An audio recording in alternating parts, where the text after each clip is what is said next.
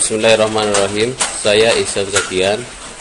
Pada mata kuliah Filsafat dan Teori Hukum Ekonomi Islam, saya akan mempresentasikan landasan filsafat ilmu ekonomi Islam. Ada perbedaan yang signifikan antara sistem ekonomi Islam dengan kapitalis, sehingga ekonomi Islam dianggap sebagai alternatif atas gagalnya sistem ekonomi non-Islamis seperti sosialis dan kapitalis. Tentu perbedaan itu disebabkan oleh landasan filsafatnya yang berbeda.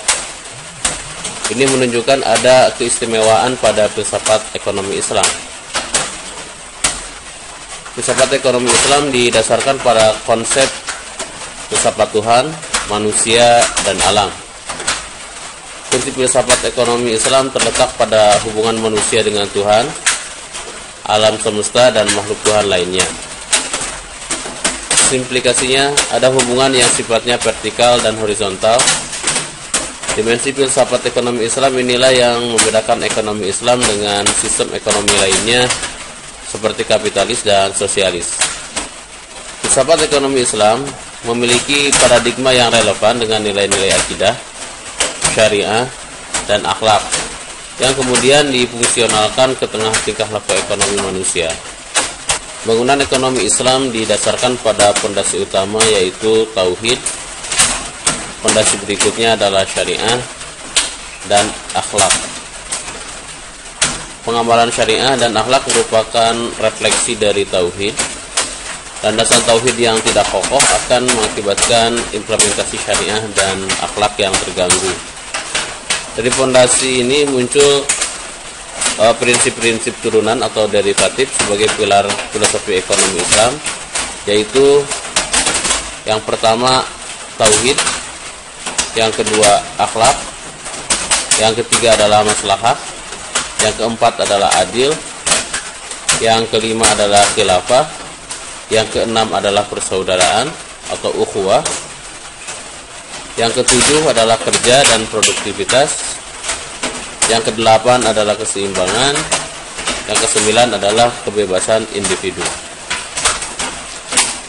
Sekarang kita akan bahas dulu yang pertama, yaitu tauhid.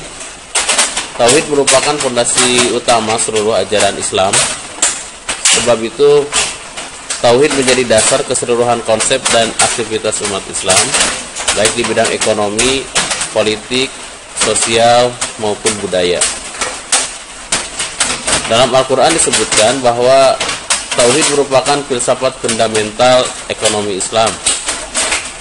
Menurut Ibnu Taimiyah, hakikat tauhid dapat berarti penyerahan diri. Penyerahan diri yang bulat kepada kehendak ilahi, baik menyangkut ibadah maupun muamalah.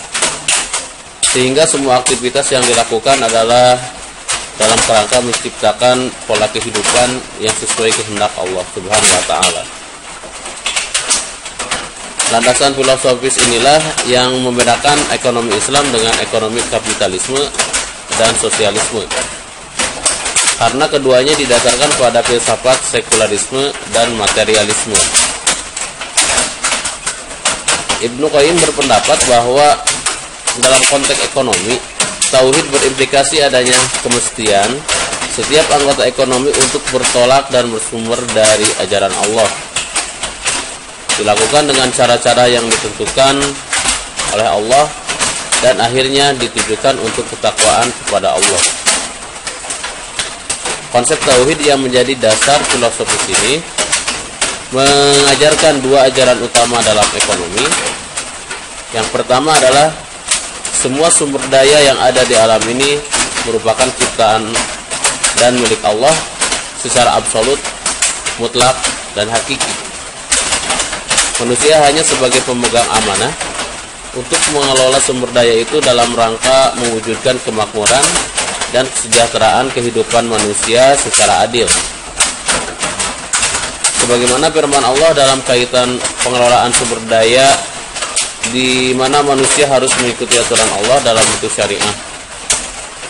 Kita bisa lihat dalam surat Al-Jasiyah ayat ke-18, yang artinya, kemudian kami jadikan bagi kamu syariah dalam berbagai urusan, maka ikutilah syariah itu, jangan ikuti hawa nafsu orang-orang yang tak mengetahui. Salah satu contoh praktik ekonomi saat ini yang bertentangan dengan tauhid adalah bunga atau interest, yang memastikan usaha harus berhasil atau untung, bertentangan dengan tauhid. Firman Allah yang artinya seseorang tidak bisa memastikan berapa keuntungannya besok. A'udzubillahi minasyaitonirrajim. Wa ma tadri nafsum madza taksibu ghadan. Padahal setiap usaha mengandung 3 kemungkinan, yaitu untung, impas, atau rugi. Lebih dari itu, tingkat keuntungan itu pun bisa berbeda-beda, bisa besar, bisa sedang, ataupun kecil. Jadi konsep bunga benar-benar tidak sesuai dengan syariah karena bertentangan dengan prinsip tauhid. Selanjutnya, konsep tauhid ini mengajarkan bahwa segala sesuatu itu bertitik tolak dari Allah, bertujuan akhir kepada Allah, termasuk dalam menggunakan sarana-sarana dan sumber daya harus disesuaikan dengan syariat Allah. Aktivitas ekonomi seperti produksi, distribusi, konsumsi, impor, idealnya harus bertitik tolak dari tauhid atau keilahian dan berjalan dalam koridor syariah yang bertujuan untuk menciptakan falah dan ridho Allah. Aspek tauhid dalam produksi akan tercermin dari output yang dihasilkan. Seseorang yang berproduksi dengan nama Allah, maka barang yang diproduksi akan terjaga kebaikan dan kehalalannya, sehingga mereka tidak akan memproduksi barang-barang yang membawa mudarat seperti rokok, miras, apalagi narkoba, serta barang-barang haram lainnya, termasuk juga dalam proses produksi barang-barang halal.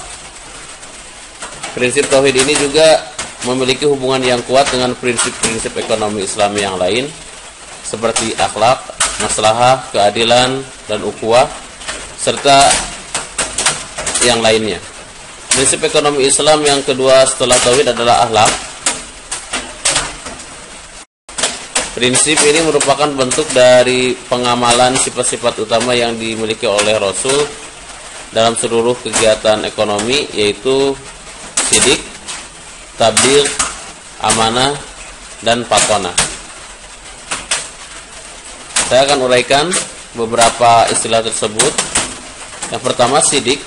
Sidik itu berarti jujur dan benar. Prinsip ini harus menjadi visi kehidupan seorang muslim. Dari sifat jujur dan benar ini akan memunculkan efektivitas dan efisiensi kerja seseorang. Seorang muslim akan berusaha mencapai target dari setiap pekerjaannya dengan baik dan tepat. Di samping itu, dalam melakukan setiap kegiatannya dengan benar, yakni menggunakan teknik dan metode yang efektif. Tabligh berarti menyampaikan kebenaran dalam kehidupan. Setiap muslim memiliki tanggung jawab menyeru dan menyampaikan hal yang ma'ruf dan mencegah hal yang munkar.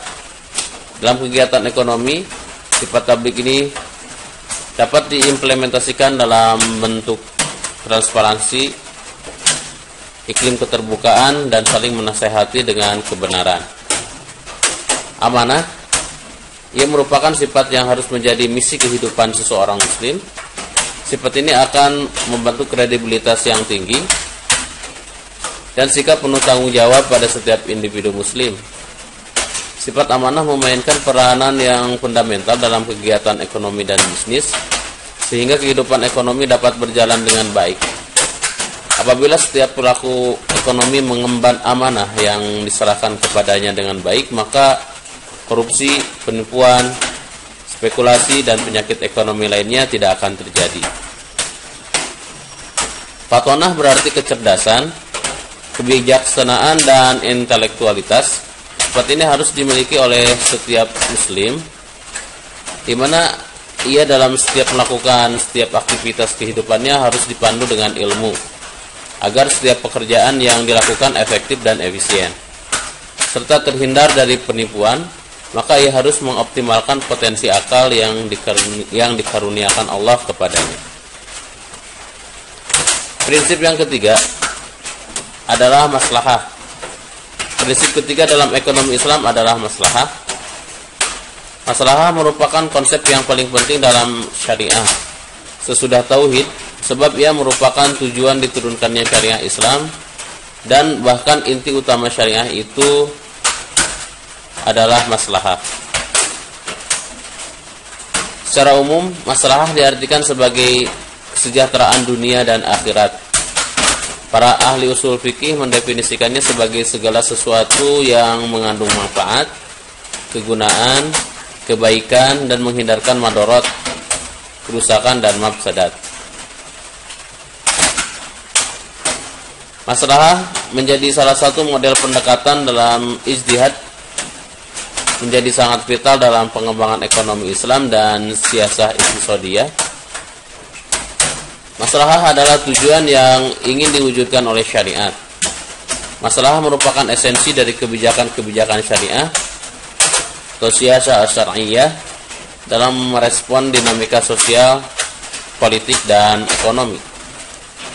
Maslahah amah atau kemaslahatan umum merupakan landasan muamalah, yaitu kemaslahatan yang dibingkai secara syar'i, bukan semata-mata profit dan material sebagaimana dalam ekonomi konvensional. Yang keempat adalah adil. Prinsip adil merupakan fondasi penting dalam ekonomi Islam. Penegakan keadilan telah ditekankan oleh Al-Quran sebagai misi utama para nabi yang diutus oleh Allah Subhanahu wa Ta'ala. Menurut Ibnu Taimiyah, penegakan keadilan ini termasuk keadilan ekonomi dan penghapusan kesenjangan pendapatan. Allah yang menurunkan Islam sebagai sistem kehidupan bagi seluruh umat manusia menekankan pentingnya adanya keadilan dalam setiap sektor, baik ekonomi, politik, maupun sosial. Keadilan mempunyai makna yang dalam dan urgent dalam Islam, serta menyangkut seluruh aspek kehidupan. Karena itu, keadilan merupakan dasar sekaligus tujuan semua tindakan manusia dalam kehidupan. Dalam rangka mewujudkan cita-cita keadilan sosial ekonomi, Islam secara tegas mengecam konsentrasi aset kekayaan pada kelompok tertentu dan menawarkan konsep zakat, infak, sedekah, wakaf. Seperti yang lainnya ada pajak, jizyah, dan dharibah, dan sebagainya. Al-Quran dengan tegas mengatakan, kaila yakuna dulatan bainal aghniya'i minkum, supaya harta itu tidak beredar di kalangan orang-orang kaya di antara kamu. Di antara perspektif ekonomi Islam, proporsi pemerataan yang betul-betul sama rata sebagaimana dalam sosialisme bukanlah keadilan, malah justru dipandang sebagai ketidakadilan. Hal ini menggambarkan bahwa Islam menghargai prestasi, etos kerja, dan kemampuan seseorang dibandingkan orang yang malas.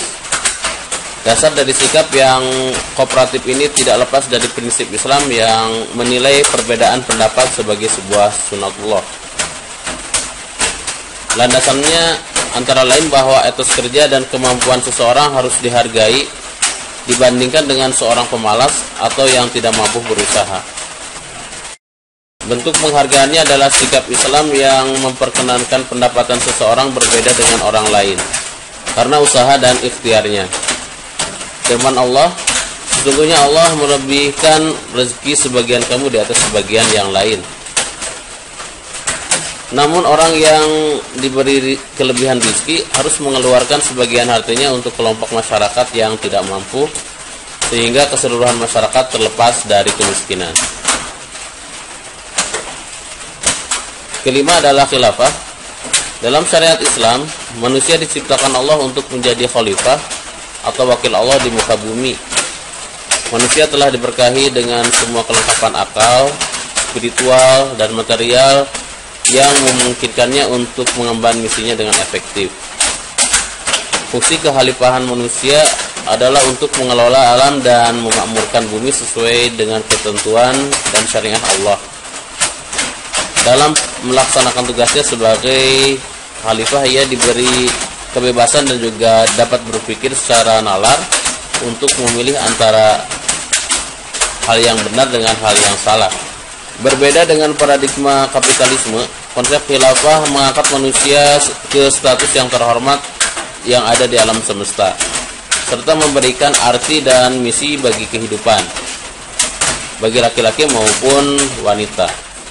Arti ini diberikan oleh keyakinan bahwa mereka tidak diciptakan dengan sia-sia, tetapi untuk mengemban sebuah misi, berbuat sesuai ajaran Tuhan, dan berfungsi sebagai wakil Tuhan di muka bumi ini. Manusia bebas memilih berbagai alternatif penggunaan sumber-sumber ini, namun karena ia bukan satu-satunya khalifah, tetapi masih banyak miliaran lagi khalifah dan saudara-saudaranya, maka mereka harus memanfaatkan sumber-sumber daya itu secara adil dan efisien, sehingga terwujud kesejahteraan yang menjadi tujuan kegiatan ekonomi Islam. Keenam adalah persaudaraan atau ukhuwah. Salah satu tujuan dari diciptakannya beragam manusia dalam ajaran Al-Quran adalah untuk suatu persaudaraan atau ukhuwah sesama, terutama ukhuwah dalam perekonomian.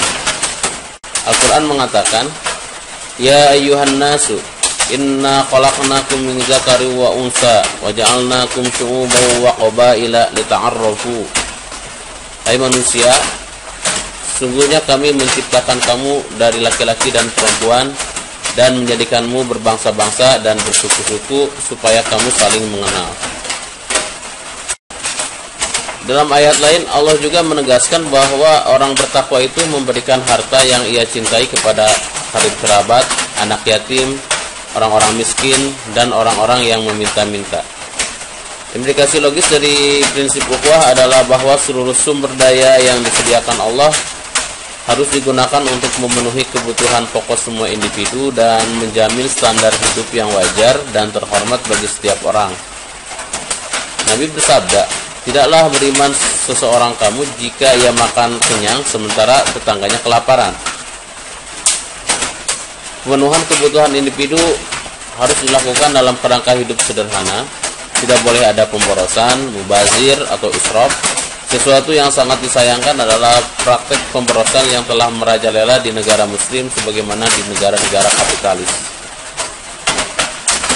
Yang ketujuh adalah kerja dan produktivitas. Dalam pandangan Islam, bekerja dipandang sebagai ibadah. Berniat untuk bekerja dengan cara halal dan thayyib menuju ridha Allah adalah visi dan misi setiap muslim. Berpangku tangan merupakan perbuatan tercela dalam agama Islam. Buruh yang bekerja secara manual sangat dipuji dan dihargai Nabi Muhammad, meskipun telapak tangannya kasar. Dalam sebuah riwayat, Nabi Shallallahu Alaihi Wasallam pernah mencium tangan orang yang bekerja mencari kayu, yaitu tangan Sa'ad bin Mu'az, tatkala melihat tangannya kasar ketika habis bekerja atau akibat bekerja. Nabi seraya berkata, inilah dua telapak tangan yang dicintai Allah. Dalam sebuah hadis yang lain, Rasul bersabda, barang siapa pada malam hari merasakan kelelahan karena bekerja pada siang hari, maka pada malam itu ia diampuni Allah Subhanahu wa Ta'ala. Kedelapan adalah keseimbangan. Allah telah menyediakan apa yang ada di langit dan di bumi untuk kebahagiaan hidup manusia dengan batas-batas tertentu.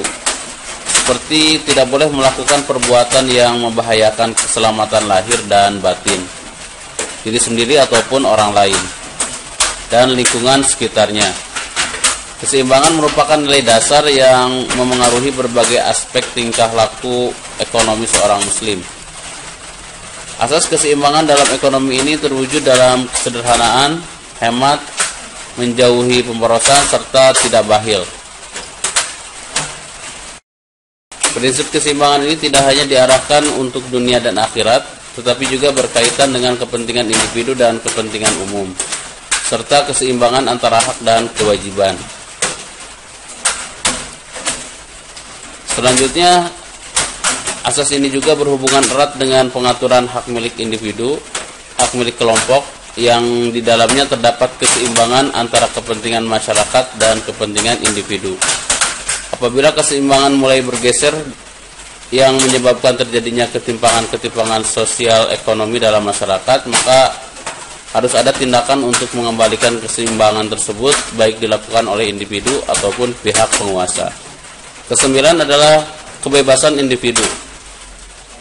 Kebebasan ekonomi adalah pilar utama dalam struktur ekonomi Islam, karena kebebasan ekonomi bagi setiap individu akan menciptakan mekanisme pasar dalam perekonomian yang bersendikan keadilan.